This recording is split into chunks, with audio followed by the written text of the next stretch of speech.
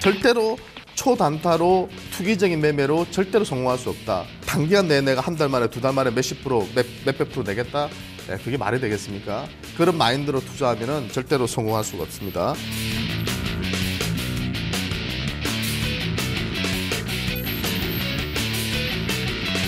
어떻게 사람이 천재가 아니고서는 신이 아니고서는 매달 수익을 내겠어요?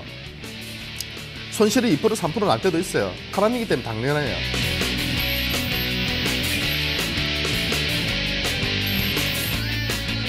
트렌드를 볼 수 있는 직관력이 필요하고요.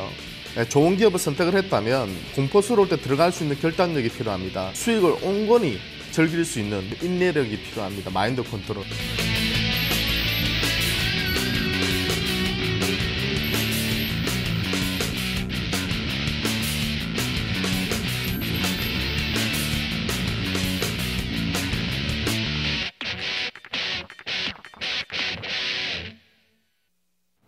레전드에게 듣는다 유성치 운용력입니다. 운용력님 안녕하세요. 네, 안녕하세요. 반갑습니다. 네, 모처럼 만에 우리 주식시장이 G2의 부담감을 벗고 상당한 급등세를 보여주고 있습니다. 네. 또 중국 쪽에서는 이런 얘기도 나오네요. AIIB죠. 아시아 인프라 투자은행 여기에 총재 지명자가 나왔어요. 진리춘이라는 사람인데 중국 경제가 지속 가능한 발전과 성숙의 단계에 접어들었을 뿐이다. 침체는 오해다. 이런 이야기를 또 하기도 했습니다. 그런데 우리 경제가 좀 걱정입니다. 지금 내년도 정부의 부채가 전체 GDP의 40%가 돌파할 것이다. 이런 전망들이 나오고 있어서요. 우리 경제 체질 개선이 필요하다. 이런 얘기들이 나오고 있는데요. 진짜 본질적인 문제인 것 같아요. 우리 경제 성장 동력이 될 만한 것이 있을까요? 앞으로? 네. 상당히 좀 저도 가장 많이 걱정하는 부분이 그 부분인데요. 제가 주식 투자를 함에 있어서 여러분들에게 우리 경제가 고성장하고 있다. 실제로 이제 보면 미국도 그랬고, 일본도 그랬고, 중국도 그랬고, 동남아 시장도 그랬고요. 신흥국도 그랬고, 보통 한 5%에서 한 15% 사이에 성장하는 그 구간, 개발도상국가 시절의 그 정도의 성장률, 그 정도 성장할 때 주식시장도 상당히 매력적입니다. 워낙 시장 자체가 크게 성장하다 보니까 주식 관련주들도 보면 그만큼 경제가 성장하니까 주가도 몇십 배까지 그동안 몇백 배 오른 기업들도 많거든요.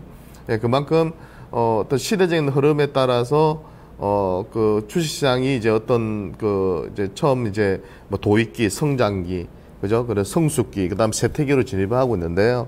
우리나라는 약간 이제 성숙기에 진입해 있는 그런 상황 같아요. 그러니까 우리나라 그동안 주도했던 이제 산업군들을 보면 수출군들이 많고, 화학, 조선, 철강, 기계, IT 이 대부분이었거든요. 네, 근데 미국이나 지금 중국에서 주도하고 있는 산업군들을 잘 보시면은 대부분이 인터넷, 모바일, 그죠? 그 안에서 어떤 소프트웨어를 장악하고 있는 회사들이 지금 시대적인 흐름을 주도하고 있거든요. 근데 우리나라 같은 경우에는 하드웨어에 너무 집중하다 보니까 소프트웨어 쪽이 너무 약해졌고 그 주도권을 헤게모니를 선진국 쪽에 뺏기다 보니까 차기 성장 동력에 대한 우려는 계속 제기가 되고 있는 것 같아요. 네, 그런데 우리가 또 잘할 수 있는 분야들이 저는 있을 거라고 보거든요. 그래서 지금 당장은 우리가 뚜렷하게 치고 나갈 수 있는 분야는 없다 하더라도 IT 쪽에서도 역시 어느 정도의 저는 이치는 차지할 걸로 보이고요. 단지 이제 중국에 기대해 있었던 그런 굴뚝 산업주들은 중국의 성장률이 이제 정체되면서 또는 하향되면서 전체적으로 산업이 구조조정을 겪을 수밖에 없기 때문에 그런 부분만 좀 염두에 두시고요. 시대적인 트렌드에 부합되는 또 그런 기업들이 있거든요. 고령화되고 있고, 그죠? 특히 모바일화되고 있고, 핀테크화되고 있고, 그런 흐름들을 잘 쫓아가다 보면 충분히 또 주식시장에서는 기회가 올 거다. 근데 단지 하나, 어떤 인구 구조적인 측면에서 본다면 우리나라도 역시 저성장으로 갈 것이다.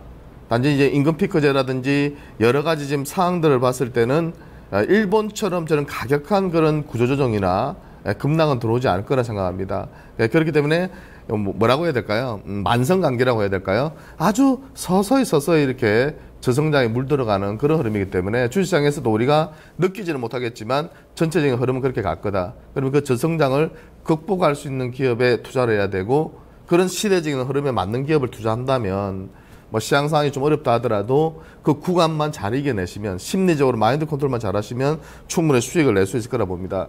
그러니까 최근에 가장 이제 큰 하두는 다음 주에 있는 미 연준에서 미국이 금리 인상을 하느냐 마느냐의 문제인데요. 제가 여러 가지 자료들을 찾아보면서 고민을 해봤어요. 이것이 정말 좀 충격을 또 한 번 줄 것인가, 아니면 충분히 반영되어 있기 때문에 이번에는 약간 제 판단에서는 불확실성 해소로 받아들여질 것인가, 그런 부분에 대해서 솔직히 지금 갑론을박이 엄청 심하거든요. 저도 여러 가지 자료를 보면 미국의 금리 인상이 신흥국의 급락을 이끄는 적은 별로 없어요. 근데 그때는 중국이나 유럽이나 미국의 경기가 좋은 시절이다 보니까 좋아졌었기 때문에 미국이 금리 인상을 했는데, 지금은 미국 빼고는 전체적으로 안 좋다 보니까 이번에 혹시라도 미국이 금리 인상을 했을 때 약간 정책적인 실수가 되지 않을까, 그런 우려가 지금 시장에 계속해서 지금 지배적으로 논리로 올라오고 있는 것이고요. 실제로도 미국이 그죠? 지금 전체적인 글로벌 경기가 살아나지 못하는 가운데 금리 인상을 했을 때 너무 빠르지 않느냐의 그런 우려도 지금 제기가 되고 있는 거죠. 그래서 미국 고용 지표가 되게 중요했는데요. 먼저 미국 고용 지표들을 보면서 제가 말을 좀 풀어나가도록 하겠습니다. 비농업 신규 고용자 수가 발표가 됐는데요. 7월 달에 24만 5천 명이었는데 8월 달에 17만 3천 명으로 줄어들었어요. 끝에 그래프를 보시면 좀 주는 흐름들이 보이죠. 근데 이제 8월 달 비농업 이 신규 고용 같은 경우는 수정치가 나중에 확정치가 나오면요, 상당히 좀 변동이 있어요. 그래서 한 전문가들이 한 20만 정도 내는 될 거다. 계절적인 요인이 강했기 때문에 회복될 요인이 있다, 이렇게 보고 있고요. 두 번째, 이제 실업률이 5.1%, 한 5.2% 정도를 예상했는데 5.1%까지 개선이 됐어요. 그러니까 미국의 실업률은 일단 개선이 됐고, 아까 앞에 말씀드렸듯이 비농업 관련 신규 취업자 수는 또 줄었거든요. 그러니까 이걸 두고 지금 해야 된다, 말아야 된다 이야기가 계속 이제 해자가 되고 있는데요. 확률적으로 우리의 가능성 측면에서 본다면 안 할 확률이 한 그래도 50% 이상은 되지 않나. 그러니까 6대4 정도는 되지 않나 생각이 좀 들어요. 미국 입장에서 최근에 중국의 경기가 추락을 했고요. 거기에다가 또 고용 지표도 약간 엇갈린 신호를 주고 있거든요. 이런 시점에서 금리 인상 무조건 올해 안에 하겠다. 하지만 이번은 아니고 10월 달이나 12월 달에 하겠다. 이렇게 이야기가 나올 가능성이 좀 높고요. 그리고 또 한 가지는 그냥 9월 달에 해버리고 올해 안에 추가적인 금리 인상을 안 한다는 신호를 할 수도 있을 것 같아요. 저는 금리 인상은 오히려 이번에 해버리고요. 불확실성 해소하고 금리 인상의 속도를 천천히 하겠다고만 해준다면 저는 시장의 충격은 크지 않다고 봅니다. 왜? 예전에도 미국이 금리 인상을 했을 때 두 번은 크게 올랐고요. 신흥국이. 두 번은 미국 시장을 비롯해서 크게 빠졌습니다. 글로벌 증시가. 근데 그때 왜 빠졌냐? 폭락했을 때 그때 원인이 하나 있는데요. 미국이 한 1년 새에 금리를 거의 5% 정도 올려버렸어요. 엄청 파격적인 속도로 올려버렸죠. 그러다 보니까 전 세계 증시가 급락하는 양상이 전개되는데요. 그 이전에 두 번의 상승을 보면 94년도가 2004년도를 보면요. 미국이 금리 인상을 나서 오히려 신흥국 증시가 올랐습니다. 달러가 오히려 약세로 돌아버렸어요. 이미 선반영 되다가 실제로 금리를 인상했을 때는 달러가 약세로 돌면서 신흥국 쪽으로 다시 돈이 들어갔고요. 신흥국 통화가 강세로 갔다는 거죠. 근데 그때는 어떻게 했냐면 미국이 아주 완만하게 금리 인상을 몇 년간 진행해 나갔었습니다. 그래서 저는 금리 인상의 시기의 문제가 아니라 결국은 미국의 금리 인상은 속도의 문제라고 생각해요. 근데 속도를 어떻게 낼지는 지금 아무도 모르는 상태죠. 하지만 전반적인 그동안 옐런 의장이 했던 발언들을 우리가 종합해 보면 금리 인상을 하더라도 아주 완만하게 상을 보면서 진행을 하겠다고 이야기를 했고요. 미국의 지표들도 보면 실업률을 제외한 나머지 지표들은 꺾이고 있다. 인플레이션율도 마찬가지고, 그렇기 때문에 저는 가격한 금리 인상 진행은 되지 않을 거라고 판단이 듭니다. 그렇기 때문에 오히려 미금리 인상은 불확실성 해소로 우리가 받아들이는 게 조금 맞지 않나 생각이 들고요. 일시적인 혼란은 있겠지만 이미 빠져나갈 돈은 다 빠져나가지 않았나. 그러니까 오히려 금리 인상이 단행되더라도 저는 시장은 오히려 불확실성 해소로 안정적인 반등을 시작할 가능성도 있다. 이렇게 말씀 좀 드리겠습니다. 그리고 오히려 문제는 뭐냐면 미국의 경기가 다시 꺾이느냐 문제죠. 미국의 경기가 꺾여가지고 글로벌 경기가 더 침체되고 미국이 더 금리 인상을 못하게 된다면 그게 문제인 거죠. 그만큼 시장이 안 좋아진다는 거니까. 그게 또 하나 문제고, 또 이번에 중국이 이하나 절하했잖아요. 이하나 절하하면서 일본 입장에서는 지금 또 타격을 받을 수밖에 없거든요. 우리나라 지금 타격을 받고 있고. 그러면 우리나라나 일본 입장에서는 어떻게 할 것 같아요? 그러니까 통화 가치를 엔화를 또 한 번 일본이 하락을 시킴으로써, 그죠? 환율 전쟁, 통화 전쟁이 계속 일어날 가능성이 있다는 거죠. 이번에도 22에서도 내년 상반기까지는 양쪽 완화를 계속 확대할 생각이 있다. 이렇게 얘기를 했죠. 그러면서 유로화 가치가 급락을 했거든요. 이하나 급락. 그죠? 또 그러니까 또 22쪽에서 또 그런 발언해가지고 유로화도 급락. 그러면 엔화 입장에서는 또 어떻게? 추가적인 돈을 풀면서 또 엔화의 가치를 떨어뜨림으로써 수출 경쟁력을 확보하려는 그런 노력을 할 수밖에 없는 거죠. 그러니까 미국 입장에서도 무조건 금리 인상을 할 수 없는 이유는 이미 지금 수출 쪽에서 문제가 생기고 있거든요. 그렇기 때문에 가격한 금리 인상은 미국 기업의 수출 경쟁력을 또 한 번 저하시키기 때문에 그런 관점에서 저는 미국은 금리 인상을 천천히 할 가능성이 높다. 단지 우려가 되는 것은 일본이나 유럽이나 중국의 움직임이다. 그죠? 서로 자기 살자고 나가버리면 전체적으로 변동성이 상당히 심한 그런 장세가 펼쳐질 가능성이 높다는 거죠. 그래서 이런 부분들은 우리가 계속 체크를 해 나가야 돼요. 그래서 너무 가격한 그런 그러니까 절하가 나타나지 않는다면, 이하나는 이미 예안 시장에서는요 반응이 절하를 한 번 더 할 거라는 그런 반응 신호를 받아들이고 지고 있어요. 근데 사실은 지금 중국이 외환 보유고를 많이 쓰면서요 이하나 절하를 하락을 방어하고 있습니다. 왜? 이하나 절하가 더 된다고 생각하면 돈이 다 빠져나가 버리기 때문에 아주 적극적으로 지금 방어를 해 나가고 있는 상태거든요. 어제도 중국 경기 부양책을 새롭게 내놓음으로써 어제 오늘 또 지수가 급반등을 해주고 있고요. 그래서 중국도 일단은 차악의 고비를 넘겨나가고 있다. 추가적인 이하나 절하가 단행되기 힘든 이유는 당장은 그렇게 했을 때 돈이 엄청나게 빠져나가고요. 중국 기업들이 지금 상당히 뭐 한국판 키코라고 하는데요. 이하나 쪽에 많은 투자를 해놨습니다. 그래서 여기서 또 추가적인 절하가 이루어졌을 때는 문제가 생겨요. 그러니까 당분간은 저는 미국도 중국도 해외발 악재가 우리 시장을 더 괴롭히는 것은 미 연준 회의 이후부터는 당분간은 나타나지 않을 가능성이 높다 이렇게 보고 있습니다. 그래서 9월 이기설 하는데요. 일단 예견된 이기는 현실화되지 않을 가능성에 우리가 좀 무게를 두자. 네. 실질적으로 그랬어요. 그동안 많은 이기설이 있었지만 그동안 금융위기라든지 여러 가지 뭐 블랙먼데이라든지 뭐 9.12 사태라든지 금융위기, IMF 이런 것도 보면 실제로 신호를 준 경우는 없어요. 갑자기 일어났던 사태들이죠. 그죠? 이기 중으로는 있었지만 뭐 괜찮겠지 하다 갑자기 사태가 불거지면서 시장이 큰 혼돈을 빚었는데요. 이번에는 제 판단에서는 이미 선반영이 좀 된 것 같고요. 9월 이기시로 치달을 가능성은 그다지 크지 않다. 단지 미국이 그 정책을 정상화하는 과정에서 통화 정책을 정상화하는 과정에서의 진통, 그죠? 그리고 중국이 수출에서 내수로 전환하는 과정에서의 성장률이 떨어지는 그 진통 과정, 이 과정에 지금 두 개가 맞물리면서 금리 인상 시기와 중국의 그런 진통이 맞물리면서 이런 사태가 8월 달에 빚어졌다 보고 있고요. 그렇기 때문에 9월 중순 이후부터는 어느 정도는 변동성은 있겠지만 8월보다는 훨씬 좀 안정적인 그런 흐름을 예상해 볼 수 있겠습니다. 그리고 아까 말씀드린 대로 인상의 속도가 문제고요.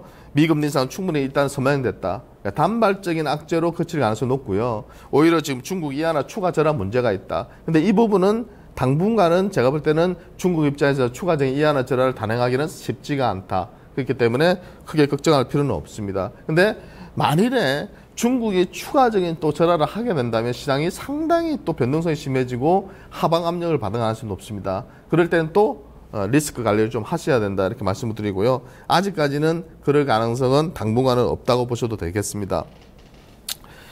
그러면 우리가 그 시나리오 전략을 몇 개를 짜셔야 될 것 같아요. 그러니까 이미 지금 내가 주식 비중이 많다.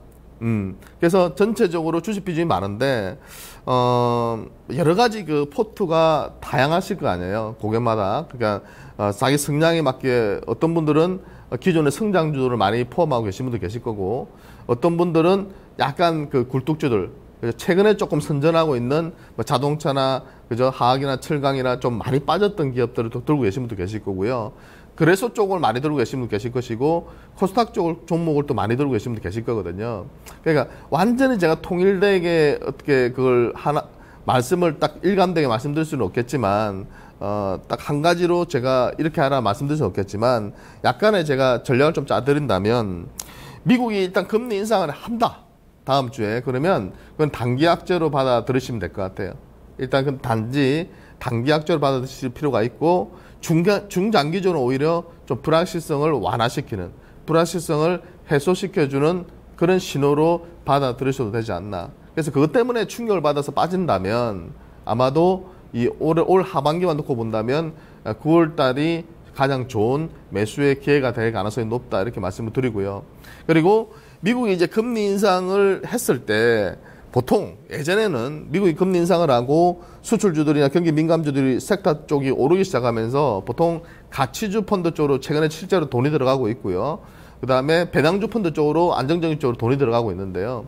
그러니까 실제로 그렇다면 미국이 금리 인상을 했을 때 몇 년간 지금 주도하던 성장주들이 최근에 꺾이고 있으니까 그러면 가치주들이나 배당주 쪽이 주도할 거냐. 배당주 쪽은 저는 여전히 시장의 트렌드니까 그쪽은 계속 좋을 거라 보고 있고요. 근데 가치주가 될 거냐에 대해서는 아직은 주도주 전환이 좀 시기상조가 아닌가 생각이 들어요. 결국은 실적이거든요. 결국은 미국이 금리 인상했을 때 그 말뜻은 예전에는 글로벌 경기 회복, 그죠? 그럼 수출 기업들의 이익의 회복, 그러니까 주가의 회복으로 이어졌는데 지금은 어때요? 실제로 우리나라 기업들의 실적이 회복되고 있느냐 의문이 좀 들어요. 예, 그동안 투자해놨던 것들의 가행 공급 상태고 그것을 구조조정하는 단계에 있는 상태에서 아직까지는 좀 멀었다는 생각이 좀 들고요. 그죠? 예, 예전에는 미국이 금리 인상할 때 중국도 좋았고 유럽도 좋았고 다 좋았잖아요. 근데 지금은 그게 아니거든. 그죠? 미국은 좀 나아지고 있지만 중국과 유럽은 아직도 어렵기 때문에 실질적으로 주도주가 전환되기에는 시간이 상당히 좀 필요할 걸로 보여요. 예, 결국 가치주라는 것도 실적이 따라줘야 되거든요. 네, 그렇기 때문에 실적 개선되는 걸 충분히 좀 확인하고 들어가도 저는 늦지 않다. 이번에 미국의 금리 인상은 예전처럼 그냥 미 금리 인상, 주도주 전환, 그죠? 가치주 부각 이렇게 이꼬르 갈 수가 없다. 예, 그렇게 좀 말씀을 좀 드리고 싶습니다. 그렇기 때문에 오히려 저는 미국이 금리 인상했을 때 최근에 좀 많이 올랐던 기업들 있죠. 예, 그런 기업들 또 실 것 같아요.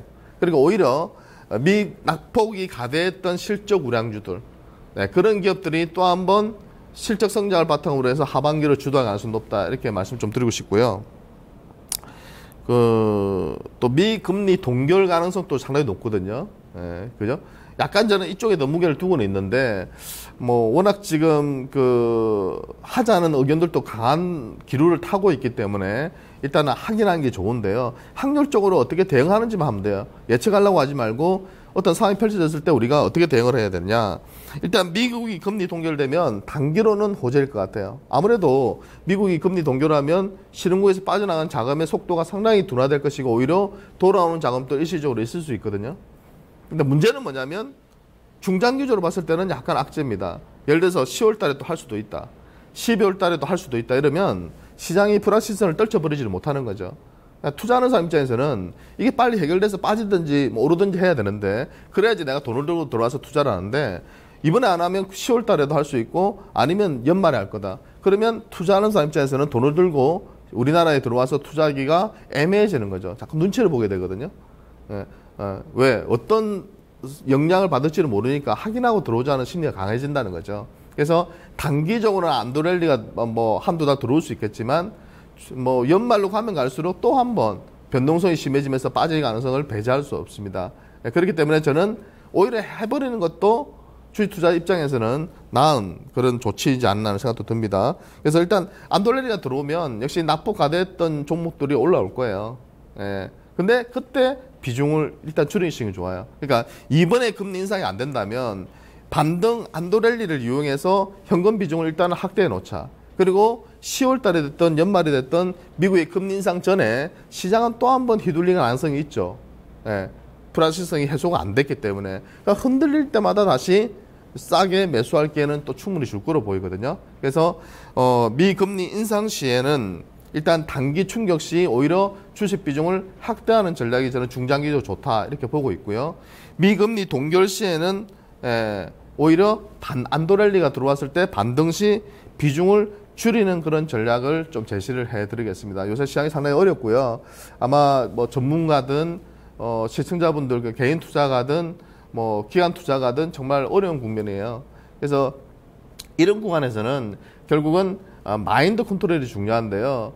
다 힘든 시기고요. 그러니까 이런 시기에서는 일단 종목군들이 이런 시스템적인 리스크가 해소되기 전까지는 잘 안 오릅니다. 올랐다가 눌렀다가 올랐다가 눌렀다 하면서 다중바닥을 만드는데요. 그 구간이 가장 고통스럽거든요. 또 한편으로 생각해 보면 이 시스템적인 리스크가 해소가 되면 시장이 막 금융위기가 오나? 9월 위기설이다? 근데 그게 안 와요. 안 오고 중국 시장이 반등을 시작하면서 본격적인 반등 구간에 들어가게 되면요. 시장이 그렇게 위험한 건 아니구나. 미국이 금리 인상했는데도 시장의 충격이 이 정도밖에 안 되네. 이미 반영이 된 거구나. 그런 심리가 확산되면서 투자 심리가 회복되면요. 그때는 20%, 30%, 40% 오는 거 금방입니다. 그렇기 때문에 그런 구간을 이겨내셔야 되고요. 자기 종목이 이번 구간에서 좀 고생했거나 선방했거나 떠나서 실적이 좋아지는 기업이고 미래 성장성이 있는 기업이라면 믿고 기다리시면 분명히 좋은 구간이 올 거라 믿습니다. 감사합니다.